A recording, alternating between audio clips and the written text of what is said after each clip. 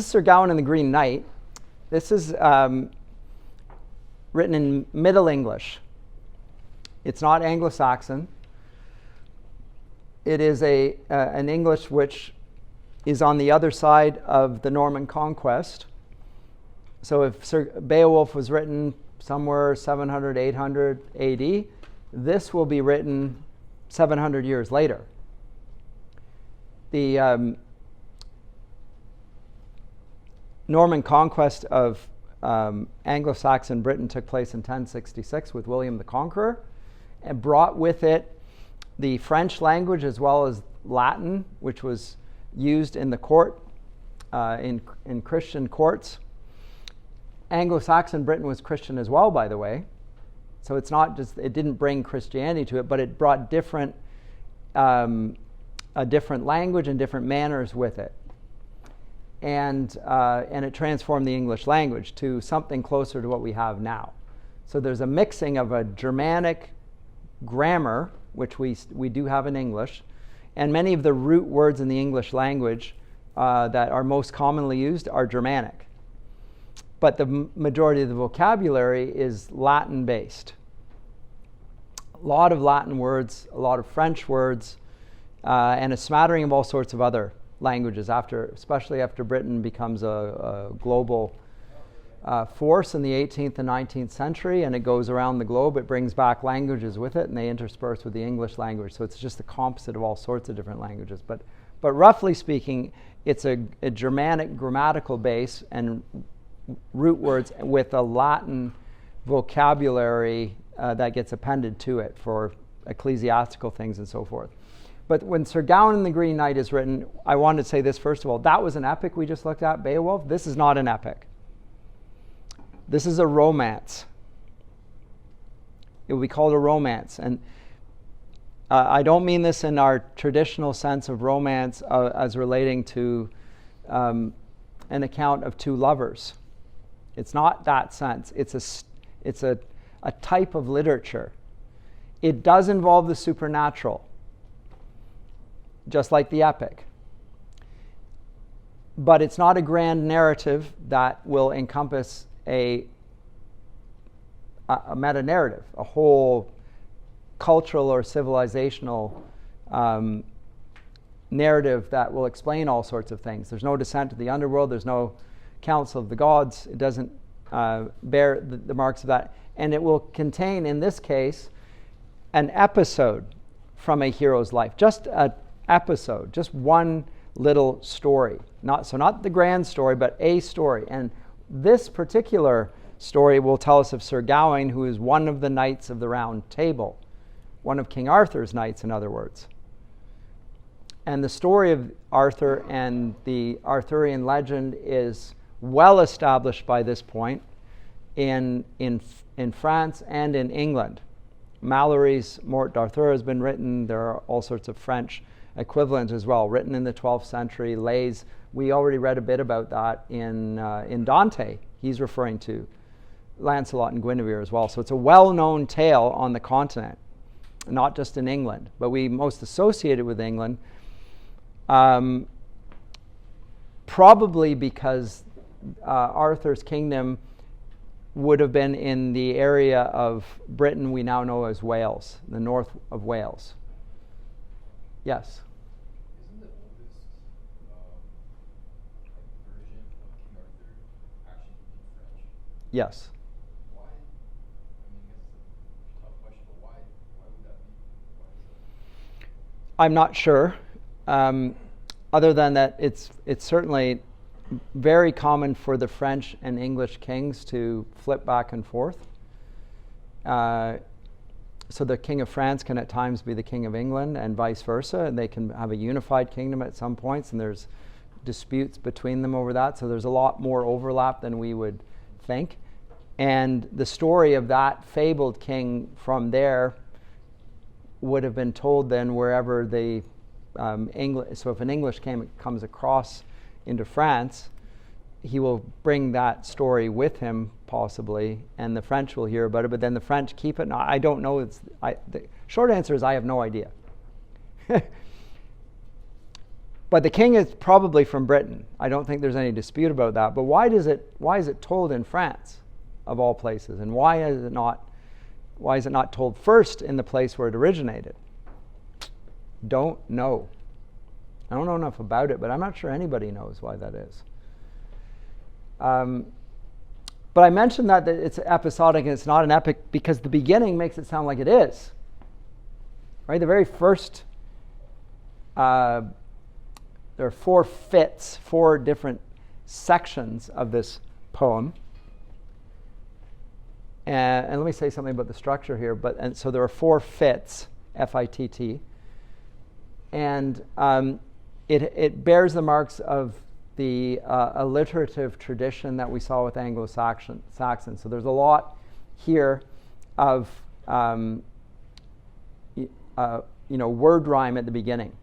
Once the siege and assault of Troy had ceased, the city a smoke heap of cinders and ash. A lot of this of assonance and alliteration in every line. Love that. Germanic, the Anglo-Saxon and Middle English, they love alliteration. Rhyme, they don't care about so much at the end. The end rhyme that we associate with rhyme doesn't matter quite so much. Rhyme within, as in a homophony within the line, they do love. But it begins with an assault on Troy. So you might think epic. Now we're in Britain, and it's talking yet about what happened back in Troy. And so this is why I say the Battle of Troy resonates in continents and cultures far removed from where it originally took place, in time and space. Even here, in the fabled time of the Knights of the Round Table and a golden age. And we should say something about that. We mentioned that very briefly about there in the Greek conception there being a golden age and then a silver age and a bronze age and an iron age. And the bronze age is when the heroes reign, heroes like Odysseus and Achilles. That's the heroic age, and we now live in the iron age. But the hope is that because time is cyclical, the iron age will lead one day to a golden age. It will come again. And Virgil spoke of that time. It's sort of almost messianic. The Knights of the Round Table represent that sort of reference to a golden age. So it's a return to paradise of sorts, and yet it's been Christianized because the return to paradise comes through allegiance to Christ. And the expectation of the Knights of the Round Table is they behave like Christ in everything they do. Everything they do will be marked by a Christian ethical imperative. Everything. Yes? Is that just in Sir Gawain? No, that's in the whole idea of courtesy. But they sometimes degrade from it, right?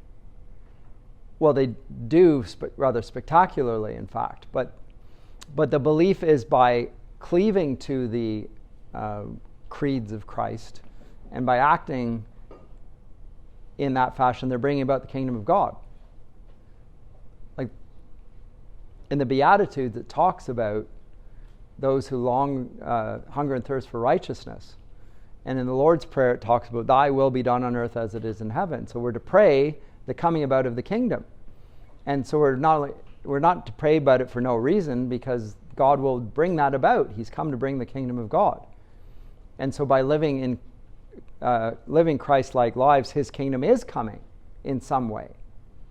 Not in the same way that it will come when he returns visibly, audibly, that in the second coming, but still in some sense, the kingdom of God is manifest in the way people behave and the way their culture understands itself, the way it acts. How does it treat the poor? How does it treat the stranger? How does it treat its enemies? How does it regard justice? What's the role of love in the civic life?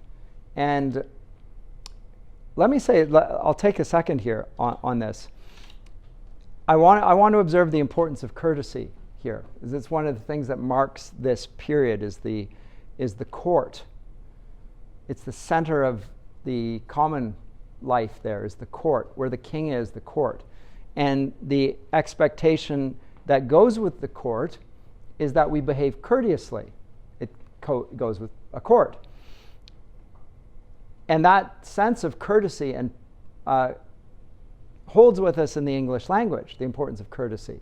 Seen as a Christian virtue, to be courteous. We still talk about it. Some people sneer at it. They shouldn't, but they do.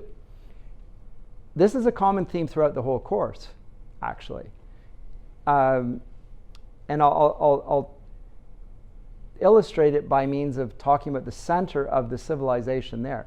So in Greece, the center of civic life is the polis, P-O-L-I-S, from which we derive the term politics. But also the word in English of politeness. People who are polite live in the polis. Now, what politeness means may differ from age to age.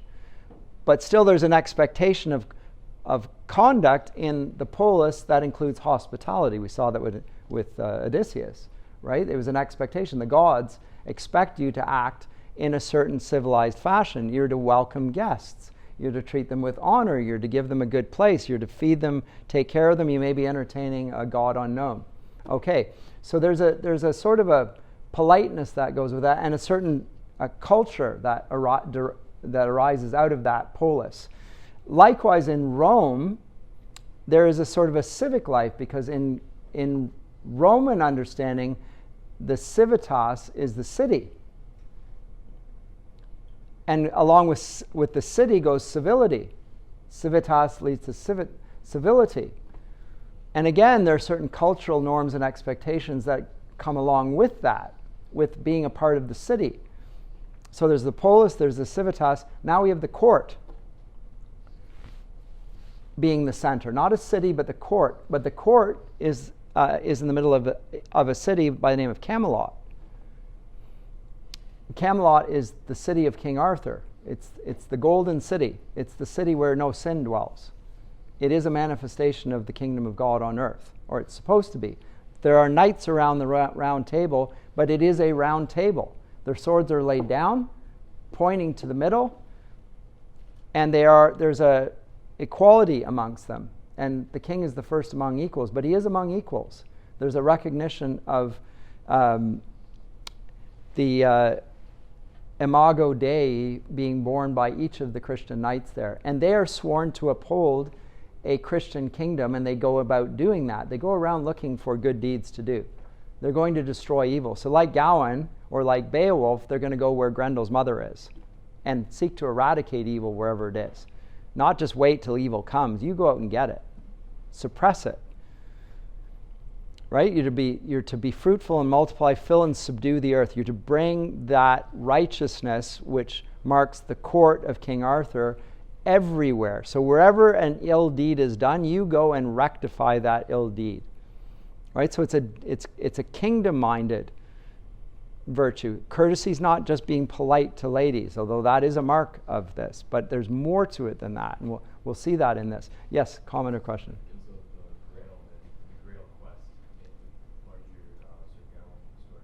What's the significance? Yeah.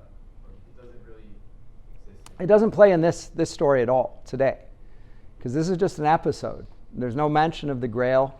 That's a different romance. But so if you read the whole of the stories of King Arthur and his knights, the quest for the Grail by Sir Percival is a different episode entirely, and it's connected, but it's not strongly connected to this.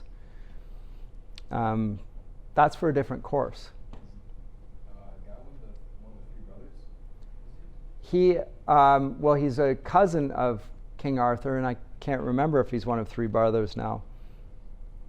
He does have brothers. Tennyson writes about this, about Arthur and his knights, and depicts them rather differently than the medieval sources would have it. Brilliantly, but very differently. Is that T.H. White? No, it's Tennyson. Alfred Lord Tennyson. T.H. White also. Arthuriana is huge in the 19th century. I'm going to come to that next semester. We'll deal with Arthur and the return of a fascination with King Arthur and Camelot. It comes in the height of the British Empire. Wonder why that is. Like it just pops up again. An ideal that we are to meet as a nation that now has a global compass. Who are we to look to? Camelot, King Arthur, it's sort of an ideal there. Anyway, as I say, I'll deal with that next semester, but we will get there. But no, the Grail is not part of this particular quest. This is a story of Sir Gawain, who I've already mentioned is one of the Knights of the Round Table, but also a monster.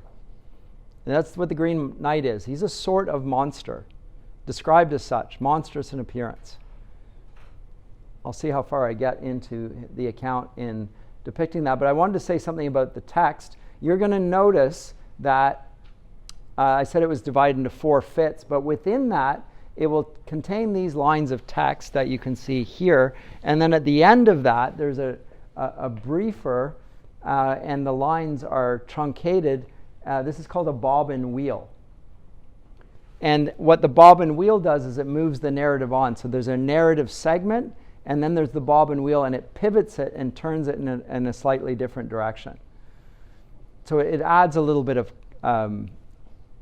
movement to it, and quite brilliant. But a feature of the verse, just like the alliteration I mentioned already. But we don't see that in the Anglo-Saxon, but we do see it here.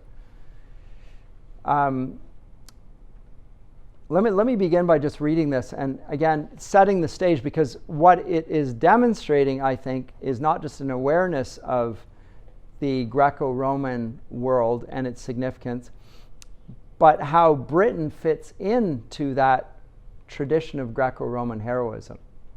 Because if you remember, in Dante, Brutus, who stabbed Julius Caesar, his friend who slew him, is presented as a traitor, and he's punished. He's being eaten by Lucifer, and his back's being torn off as one of the great traitors of humanity. That's not the British tradition of seeing Lucifer, of seeing Brutus. Brutus is seen as a freedom fighter who opposed tyranny, because Julius Caesar was going to bring about an empire. Brutus represented republican values. He did not want an empire. He wanted the virtue of the aristocracy to be held on to. He didn't want to descend into a world in which there would be power under one man and everyone else would lose their virtue as a consequence. Virtue mattered nothing. It was all about power. That was what was at stake, and Brutus sought to kill his good friend Julius Caesar rather than prevent that. And so in certain traditions, as Dante sees him, he is a traitor, a great traitor at that. He killed his friend, and not only that, he killed the head of the Roman Empire at that time, so it's a sort of evil. But in the English-speaking tradition, he opposed tyranny. And so he's a hero.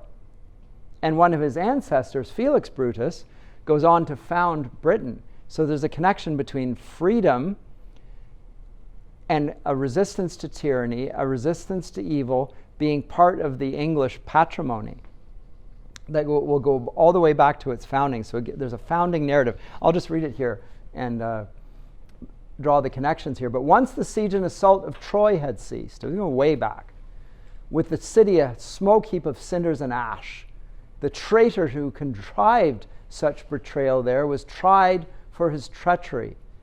The truest on earth, Aeneas it was, with his noble warriors who went conquering abroad, laying claim to the crowns of the wealthiest kingdom in the Western world. Mighty Romulus quickly careered towards Rome and conceived a city in magnificent style, which from then until now has been known by his name, Rome. Titius constructed townships in Tuscany, and Langobard did likewise, building homes in Lombardy. Now we're getting up into France. And further afield, over the sea of France, Felix Brutus founds Britain on broad banks most grand. And wonder, dread, and war have lingered in that land, where loss and love in turn have held the upper hand. After Britain was built by this founding father, a bold race bred there, battle-happy men causing trouble and torment in turbulent times, and through history more strangeness has happened here than anywhere else I know of on earth. But most regal of rulers in the royal line was Arthur, who I heard is honored above all. And the inspiring story I intend to spin has moved the hearts and minds of many. An awesome episode in the legends of Arthur. Note that it's an episode again, as I say. It connects us with the epic, but it is not giving us an epic account. Nonetheless, the theme of the epic, the grandeur of theme, is a part of this because the Knights of the Round Table have an epic thread that connects them to the greatness of old. In the court, there is greatness here. I'm not going to tell the entirety of their greatness, nor present it in an epic fashion, but there is a connection to the epic here. Although, as I say, this is a romance and not an epic. So when you write an essay on this on your exams, don't tell me that this is an epic. Every year I get people telling me this is an epic. So underline, repeat, say right now, this is not an epic. Okay? I'm not going to get you to say back to me, this is not an epic. But this is not an epic. Okay? But it's connected to the epics. And it's the story of the legends of Arthur. So listen a while, to my tale, if you will, and I'll tell you as it's told in the town where it trips from the tongue, and as it has been inked in stories, bold and strong, where loyal letters linked have lasted loud and long. He's telling a story which is a tale that's well known. As you say, it's been told in France for centuries. But now he's going to tell it. And again, we expect, and maybe this was behind your question, and maybe it wasn't, we expect the best tales to be the original tales. Because we attribute originality with artistic excellence. We think whatever is original, whoever came up with that idea is the one we should honor, because we honor originality above all other creative virtues. Because we're heirs of the Romantics. They promote originality. In the history of the West, originality has no such esteem. It's a late development, and I think, quite frankly, an overrated one at that. The model of excellence in life, as far as I'm concerned, is Christ. We don't need to strive for originality when we have the template of perfection before us already. We need to strive after that template of perfection. We're to imitate that. We don't need to be different than anyone else who came before us, let alone deviate from that pattern. That's, as I say, a late development and a really troubling artistic concept, which stays with us to this day, quite frankly. But that's not the historic model of excellence. The historic model of excellence is you can have an old story, but that doesn't make it the best telling of it. A later telling might be the best telling. The story's there, or at least the ingredients for the story, but the way it is told, that's what makes the great work of art. And once we've got that, now we write it down. And now we keep it. And I think the Iliad and the Odyssey are probably illustrations of that. It was an oral story that eventually was written down under the reign of Pisistratus the tyrant, and now we have the set text. 6th century, but probably written centuries before that, or at least recounted, until it gets to the point where we say, okay, now we can't, this is not getting any better, let's put it down. This is done. And now we can stick with that. Likewise here, he's referring back to ancient precedents that everyone knows, even the story of Arthur and the Knights of the Round Table, but it's the way he tells it that makes it worthy of our reading here today. It's written down. Not easy. Anyway, so that's how he opens it, and it's fascinating that he connects it to the epic accounts that we've looked at so far, and very useful for my purposes. So I've been trying to encourage you that this is really relevant and it's very important, and so I'll cite all the people that agree with me, and I'll ignore all the ones that don't. The ones who agree with me are obviously right, and all the rest, never mind. But it was Christmas at Camelot. Okay. It was Christmas. King Arthur's court, where the great and the good of the land had gathered. Now, one of the things you'll notice about this as well, which is not like most of the stories we've read thus far, is this is very witty. This is a witty tale. There's a lot of humor in this. And you should, if you think that it's serious literature, so it can't be humorous, you're wrong. Sometimes serious literature, really good literature, is very funny, and this is very funny.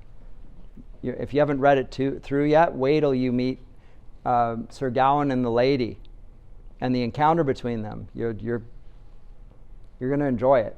But it's Christmas at Camelot. Christian time, clearly. King Arthur's court, where the great and the good of the land had gathered, the right noble lords of the ranks of the Round Table.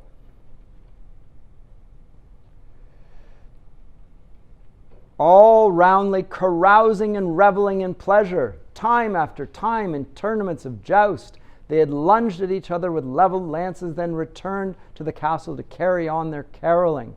For they feasting lasted a full fortnight and one day. The 12th night. With more food and drink than a fellow could dream of. Begins on the 25th and it just keeps on going. It's a 12-day feast. On the 12th day of Christmas, right? Still sing it. I have no idea what it's talking about, but there's 12 days of Christmas. It's a feast, a full fortnight, 14, 15 days, with more food and drink than a fellow could dream of. The hubbub of their humor was heavenly to hear, pleasant dialogue by day and dancing after dusk. So house and hall were lit with happiness, and lords and ladies were luminous with joy.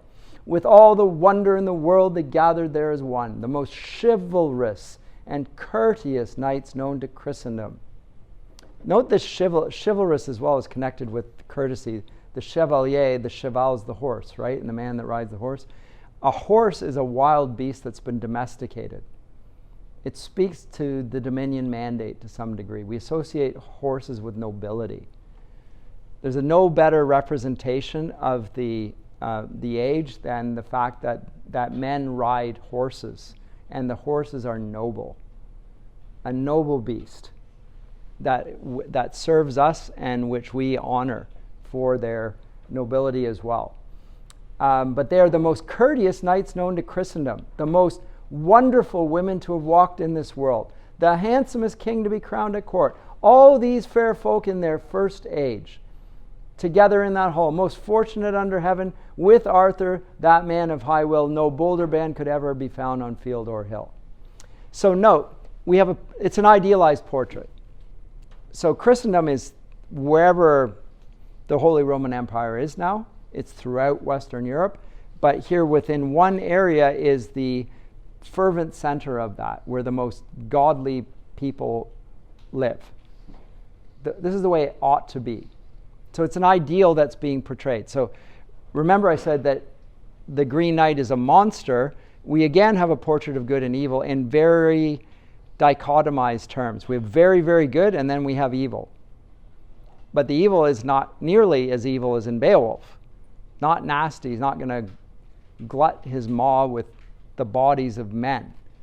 It's a different type of evil. It's far more courteous. Insidious in many ways. I've got 2 minutes, so comments or questions about this so far? Before I venture forth and get into new stuff, I'm going to have to make a lot of progress next time. But I've got 2 classes on this. Yes? Your translation that you're... Oh, I'm just pulling that off. Yeah. Is it not that one, is it? It's not. Not even close. No, the Tolkien's better. I wonder if I can find the Tolkien translation on the internet. Tolkien's much more fun.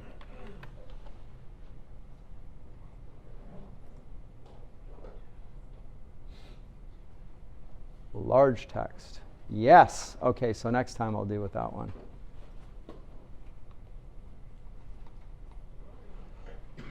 Okay, I'll pick that up next time. But yes, sorry, I just grabbed it. Okay? Okay, I'll see you soon. Oh, yeah, the Tolkien translation. Tolkien, the one who revives Beowulf as the great epic in the Anglo-Saxon tradition, puts Anglo-Saxon as the root of the study of English literature. is a translator of this particular poem. He loves it, thinks it's wonderful. Anyway, I'll leave it to that.